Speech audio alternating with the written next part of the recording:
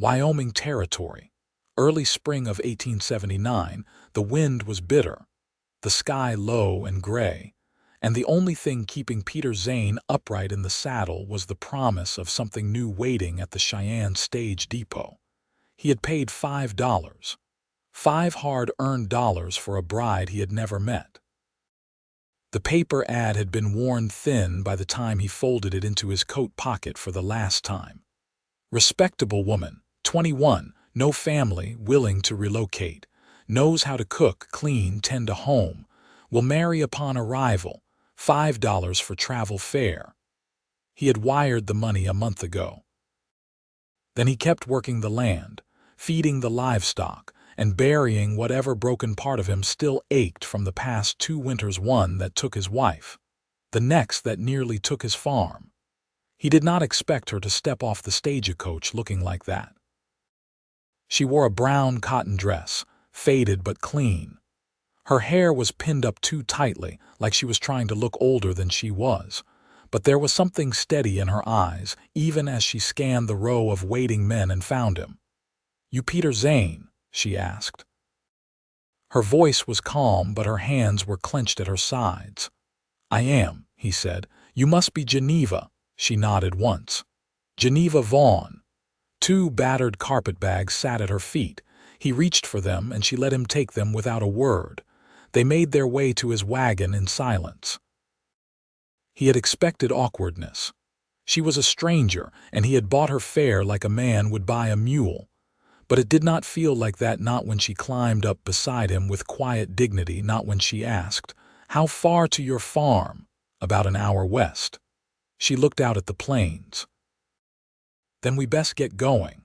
Lights going fast." The wind howled through the wagon wheels as they rolled across the prairie. He stole glances at her. Geneva did not flinch from the cold. She did not speak much, but when she did, she asked about the land, about the animals, about what he grew. By the time they reached the small house and barn nestled in the low hills, he had told her more than he meant to.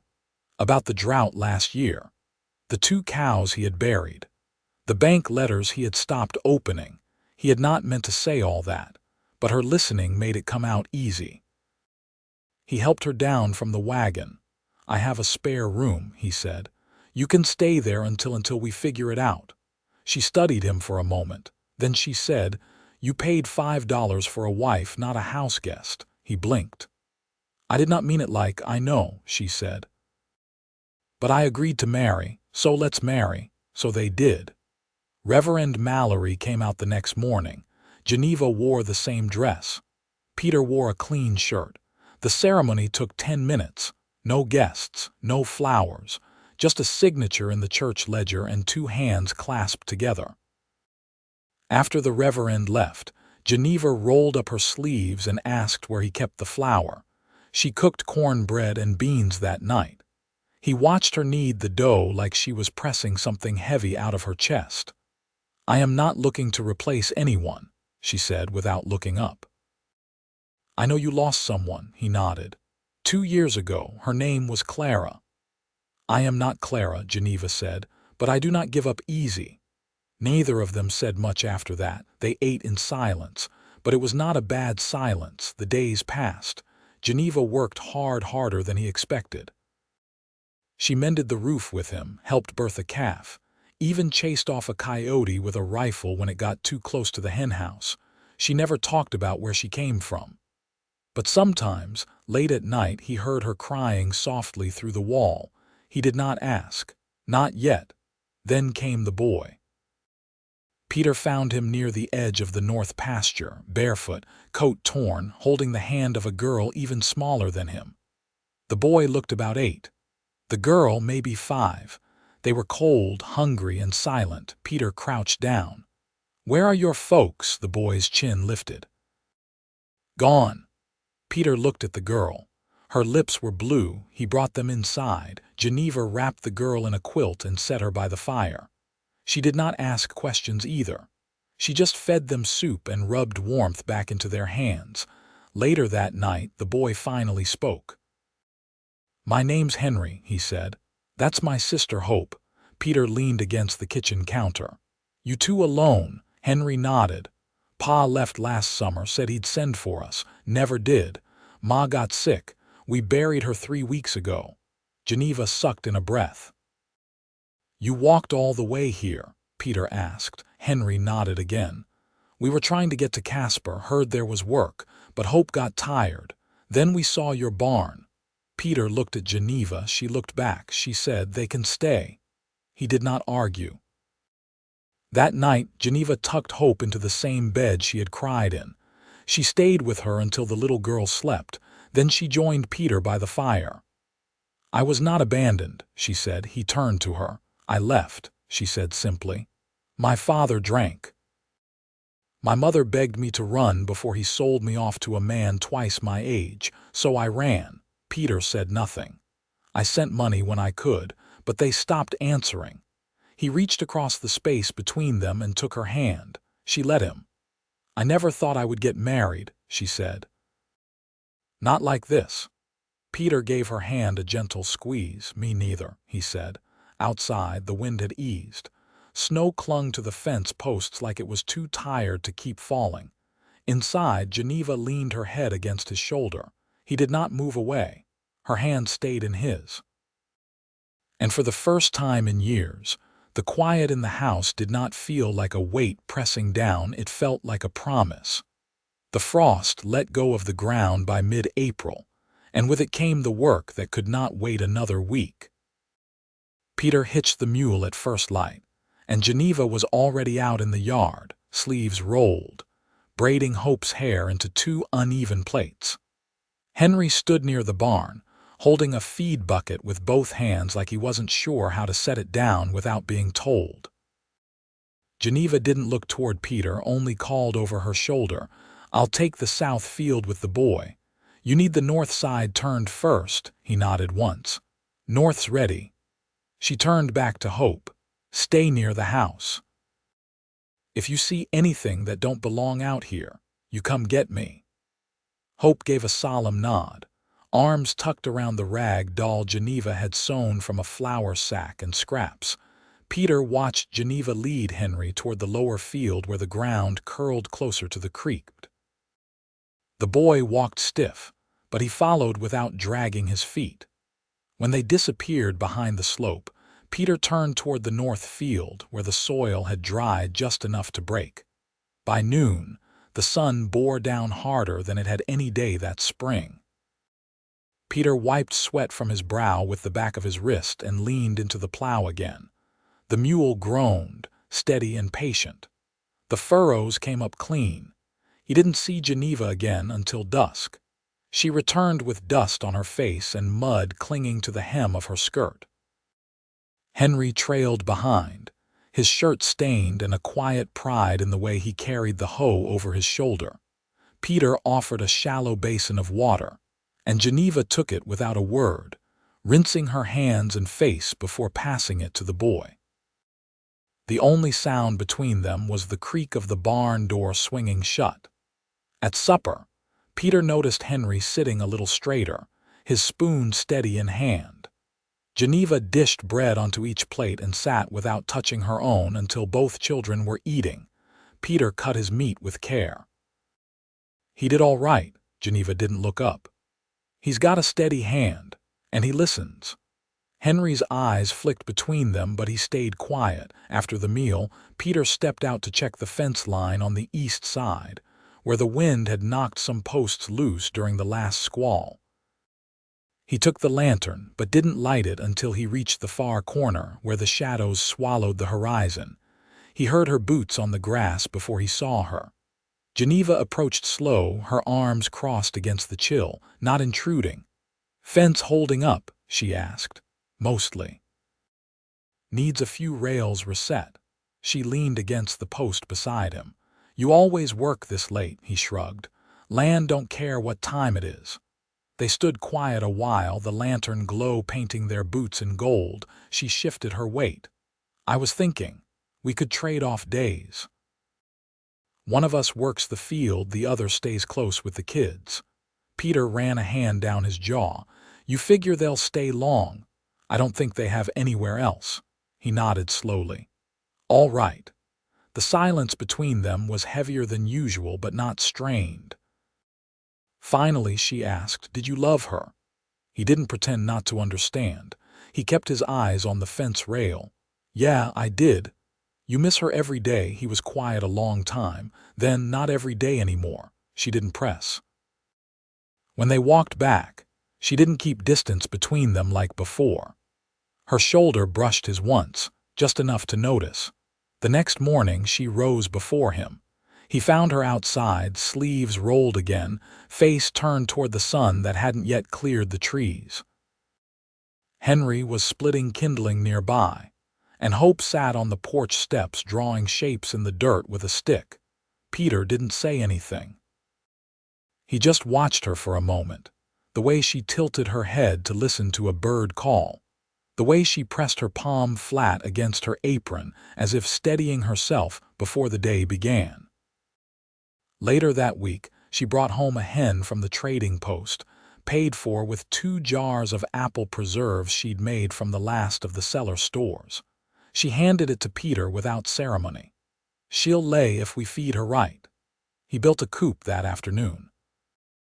That night, as the wind picked up again, Geneva lit a lamp and sat on the floor with Hope, stitching a patch onto the girl's only dress. Peter sat at the table, carving a new handle for the spade. The quiet between them felt less like absence and more like the shape of something being built. When the lamp burned low, Geneva stood and gathered the child in her arms. She looked at Peter, her voice softer than he'd heard it before. "Can you carry Henry to bed? He fell asleep on the porch." Peter rose without a word. He found the boy curled against the doorframe, hands tucked under his chin. As Peter lifted him, Henry stirred, eyes half open. "You gonna stay?" the boy asked, voice thick with sleep. Peter adjusted his grip. "Yeah. I'm gonna stay." He carried him inside, Geneva holding the door open, and the wind outside felt less sharp than it had the night before. By the second week of May, the cottonwoods along the creek were leafing out, soft green and rustling with the first real warmth since snow. The days stretched longer and the work shifted from survival to tending. Rows of sprouted barley stood an inch high. Bees hummed in the flowering plum by the well. Peter found himself waking before dawn not from habit, but from a quiet pull toward what the day might bring. Geneva had begun keeping a small ledger beside the stove. She marked out what they had, what they needed, and what could wait. She didn't ask Peter's permission, just handed him a charcoal pencil and said, "Add what you use." He didn't argue. He also didn't tell her how seeing her handwriting alongside his made the cabin feel less like a leftover piece of his old life, and more like something new. One evening, he came in late from the far pasture with a pulled shoulder and a limp in his right knee. Geneva was kneading dough on the table, her sleeves rolled past the elbows, flour dusting her wrists. She glanced at his stride and said nothing, but when supper finished and the children were asleep, she filled a basin with hot water and set it by the hearth. "Boot off," she said, not unkindly. He hesitated, then eased onto the bench, wincing as she lifted his leg onto a folded blanket. She didn't ask how it happened. She just pressed a warm cloth to his knee, then wrapped it with a clean strip of muslin she'd torn from an old pillowcase. Her fingers were sure, and her face unreadable. "You worked through worse?" she asked. He nodded, not proud of it. "Well," she said, tying the ends with a firm tug, "pain doesn't ask if you're proud." He stared at her hands. "You always know what to do." She rinsed the cloth and wrung it out. "I've known hurt. Doesn't mean I liked it."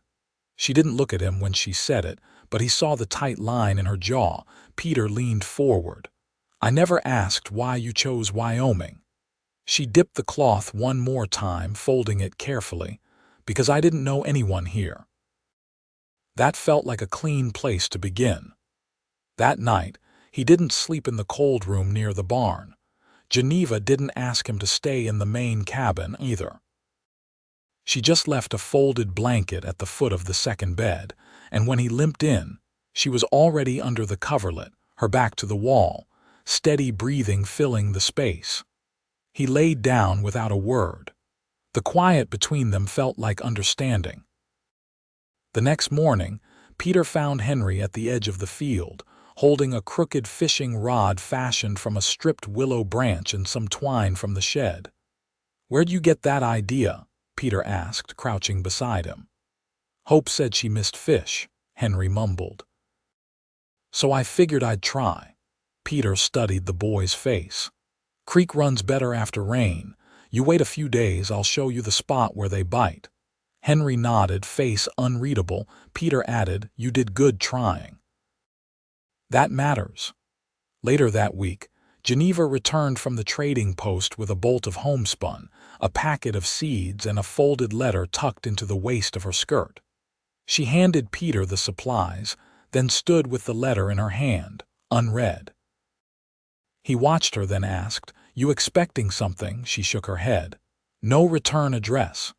She opened it slow, reading in silence. When she finished, she folded it back along the creases and placed it in the stove without a word. The fire took it quick. Peter didn't ask. But as she washed dishes that night, her shoulders were set a little higher, and her mouth didn't press into the tight line he'd come to recognize when something was heavy on her mind. After the children were down, he stepped onto the porch where she stood with her arms folded, watching the wind move the grass. "You all right?" he asked. Her eyes stayed on the field. "That letter was from someone I used to know, someone who thought they still had a say." He waited. "I didn't reply," she said. Peter nodded once. "Good." She turned toward him then. "You ever think about leaving?" He leaned against the post. "Used to. Every time the bank sent a letter, every time the well dried up, every time I walked past Clara's grave." Geneva didn't speak. "But I stayed," he said, voice low. "Now I'm glad I did." She looked at him a long while, and something in her face shifted, not softened exactly, but steadied. "I want to plant sunflowers by the porch," she said. "The tall kind. So Hope can watch the bees when she's drawing."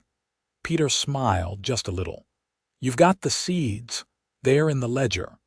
The next morning they planted them together, her hands pressing the earth firm, his beside hers in the dirt.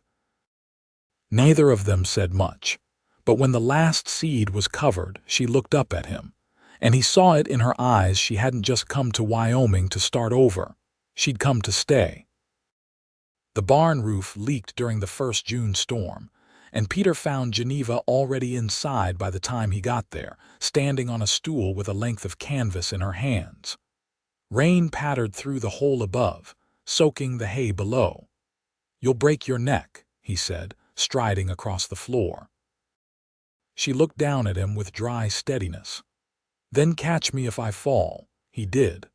Not because she slipped, but because once the canvas was tied and the stool shoved aside, she climbed down and didn't step back. Not right away. His hands brushed her waist, meant only to steady her, but when she didn't move, he didn't either.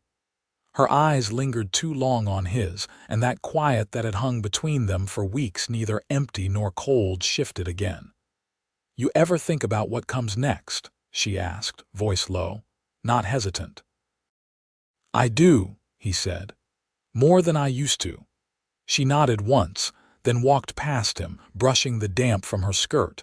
That night, Henry asked to help with saddle repairs. Peter handed him a dull awl and taught him how to punch through the worn leather without splitting it. The boy's hands were too small for the full grip, but he didn't complain. Geneva watched from the doorway, her arms crossed, not interrupting. Hope sat cross-legged on the floor, humming softly while she stitched a square of muslin into a crooked heart. Geneva had taught her the running stitch only days before. "You think I could ride someday?" Henry asked, not looking up. "You keep at it, and you'll know how to mend tack before you're tall enough for the saddle," Peter said. The boy smiled, a small thing but real. 2 mornings later, a man rode in from the South Trail, dust on his boots and a rifle slung across his back. He was older, with a limp that made his gait uneven as he dismounted. Peter stepped out onto the porch, Geneva behind him. "Looking for a woman," the man said. "Goes by Geneva Vaughn." Geneva didn't move, Peter said. "Who are you to her?" The man's eyes slid to her. "Brother." Geneva's jaw tightened. She stepped past Peter, arms at her sides. "You sent that letter," she said. The man nodded. "Didn't think you'd reply. I burned it." He sighed. "Ma passed last winter. Pa left before that. I came because I figured you might want to know." She didn't answer. "I need work," he added. "Not looking for old grudges, just food and a place to sleep while I head west." Peter looked at her. "Your call." Geneva glanced at the children, then back at the man. "You can stay 2 days," she said. "Then keep going." That evening, her brother, whose name was Thomas, ate his supper on the porch. Geneva didn't sit. She cleaned the dishes in silence, and when Peter offered to help, she shook her head once and kept working. The next morning, Thomas asked to help with the fence mending. Peter handed him a hammer and walked with him along the eastern line. They worked without much talk, and when it was done, Peter said, "She's different here." Thomas wiped sweat from his brow. "She always wanted a place that didn't feel like surviving." "She has one now," Peter said. That night, Thomas left without a word. Geneva found a folded note tucked beneath the ledger, unsigned. She didn't open it. "I don't want to carry their weight anymore," she told Peter as she placed the note in the stove. "I'm done with it." He stood beside her as the paper curled into ash. The next Sunday, they laid a second set of stones beside Clara's grave, not for anyone dead, but for what they'd left behind: pain, fear, old names. Geneva placed a single marigold on the soil, her hand resting beside Peter's. "I want this to be mine," she said. "Not borrowed, not bought. Chosen." Peter turned to her. "Then choose it." She raised her eyes to his. "I already did." He stepped closer, took her hand. "So did I." She leaned into him then, not as someone seeking shelter, but as someone offering it. That night they didn't sleep in separate beds. They didn't speak about it either. She turned down the lamp and he stood at the doorway, waiting. When she reached for his hand, he followed. The morning after, the sun rose clear and gold, and the air smelled of turned earth and new grass. Hope chased a chicken across the yard, Henry laughing behind her, and Geneva stood at the porch rail, her fingers curled around a cup of coffee Peter had boiled on the stove. He stepped beside her and rested his arm against the post. "You think the wheat'll hold this year?" she asked. "With the way you've been tending it, I think it stands a damn good chance." She smiled real, full, and leaned into his side. "Then I guess we're building something," she said. Peter looked out over the fields, the barn, the line of cottonwoods catching morning light. "We already have." The summer heat came slow that year, ripening with a humid patience that made sweat cling and laundry take longer to dry. The barley stretched tall in the fields, a pale green sea that swayed under the weight of every breeze. Geneva hummed as she shelled peas on the porch, her feet bare against the plank floor. Peter sat nearby, sanding the edge of a cradle they'd pieced together from spare pine boards. "Henry says he wants to build a sled next," she said, not looking up. "I told him he ought to wait for snow." Peter ran his thumb along the smoothened wood. "He's got a mind for shaping things. Might be he ends up better with tools than I ever was." Geneva's hand paused at the edge of the bowl. "He's steadier lately." "Both of them are." "They know they're safe," Peter said. She nodded, then set the bowl aside. "You ever think about adding to it?" she asked. "To what?" "This," she said, sweeping a hand toward the field, the cabin, the line of smoke rising from the chimney. "The family." Peter rested the cradle against his knees. "I've thought about it." She turned toward him. "I'm late." He didn't speak right away. Then he rose, crossed the porch, and knelt beside her. He didn't touch her, just took her in fully, her steady mouth, her eyes waiting, not afraid. "Are you all right?" he asked. She nodded. "I think so, it's early still." He looked at her belly flat beneath the muslin, then up again. "We'll take care of it, all of it." Her fingers curled into his shirt. "I know." That night she didn't sleep. Peter felt her shift beside him but didn't speak. When morning came, she was already up, boiling water for coffee, her hands precise. The children stayed quiet, sensing some new thread pulling through the house. Weeks passed, and her body changed in small, certain ways. She moved slower in the evenings.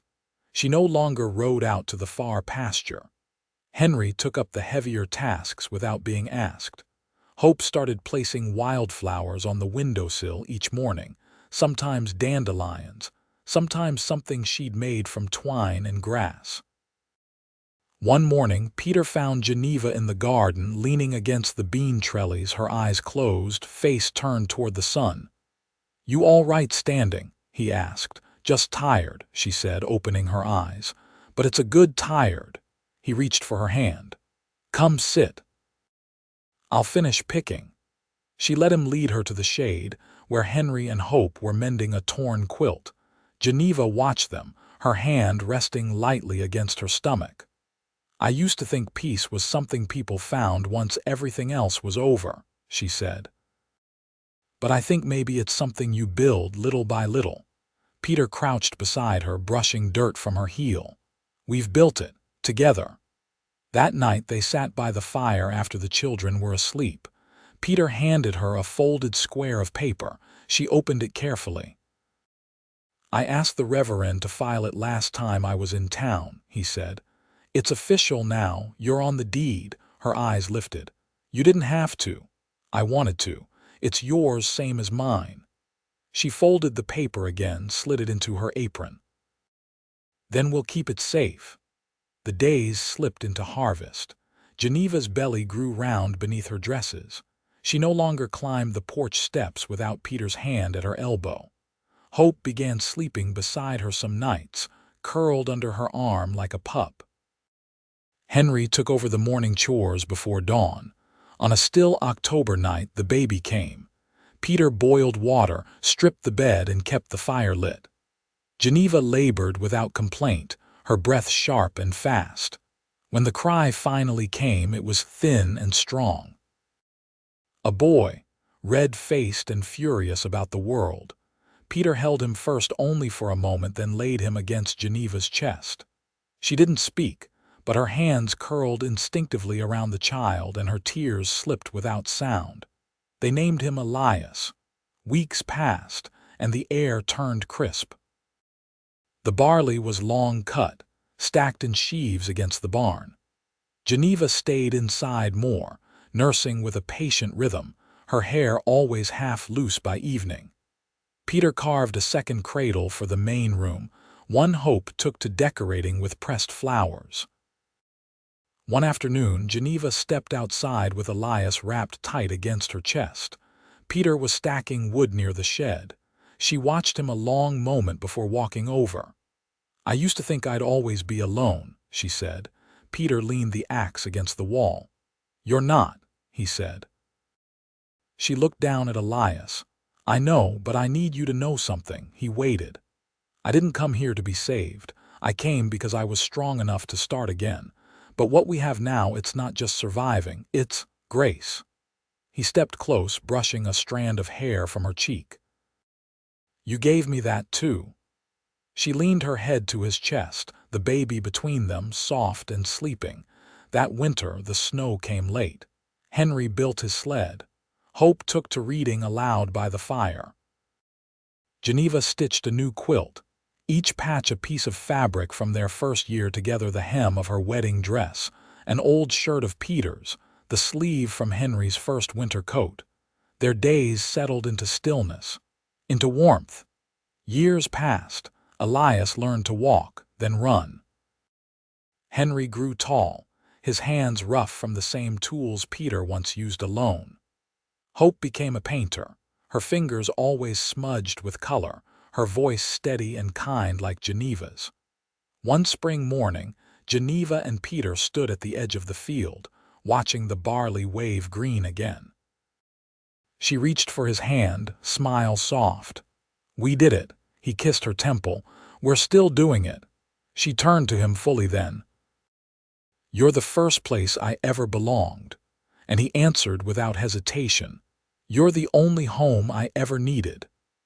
They stayed that way, hand in hand, the land behind them full of life, the horizon wide with promise.